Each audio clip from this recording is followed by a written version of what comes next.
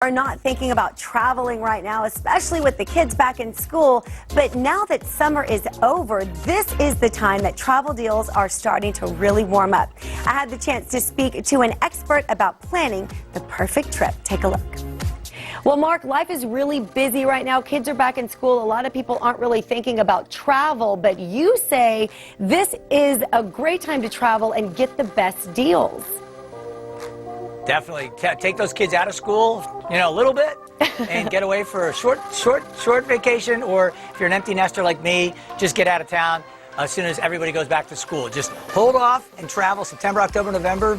You're going to get twice the vacation that you got in the past. And the dollar just goes so far. That is really cool. And a lot of people, of course, they want to go where it's warm. They want to head to Mexico, but they hear stories. They're thinking it's not safe. What do you say about that? Well, everybody I talk to who's been to Mexico, like me, I was there last week. I'm going back down as a tourist on Saturday. I took my company there to the Cancun Riviera Maya region just last month. I know it's safe. I know the State Department says it's safe for American travelers. Unfortunately, there has been some poorly sourced journalism that got it completely wrong. And so people are misinformed if they've never been. Those who have been will say, yeah, it's totally safe to go. Those who haven't been will tell you it's not and to stay home. And my question is, who do you trust? The person that's there and has been there, and the State Department, or your Uncle Ben who's never been outside, let's say the state of Texas? Right. You know what I mean? And you're close, you're on the border. Yeah, you know the deal. Yeah, we go at least twice a year. We love it, and I'm with you. It's definitely a trip people should take. Now let's go the other direction. Let's head north. You say people need to try out Canada.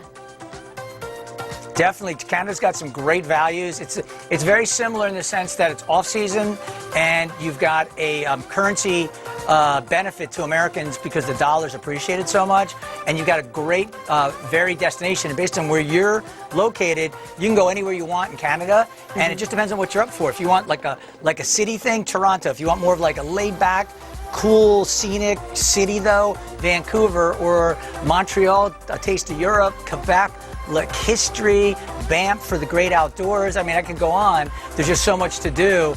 I think no matter how you're going to book travel or look at where you're going to go, look at companies that do packages. So, for instance, when it comes to Mexico, there's a company that I went down with last week called Apple Vacations.